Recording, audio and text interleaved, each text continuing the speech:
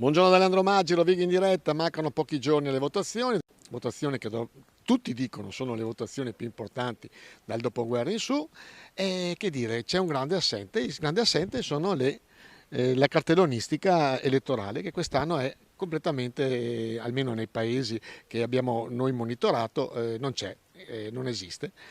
È un bene o un male a saperlo. Fatto sta che tutta la propaganda elettorale si è spostata naturalmente sui telegiornali, sui social, sui talk show, eccetera, e si sta pagando anche il fatto che è stata una campagna elettorale cominciata poi ad agosto, la prima dal dopoguerra in su, fatta appunto in questo periodo. Vedremo.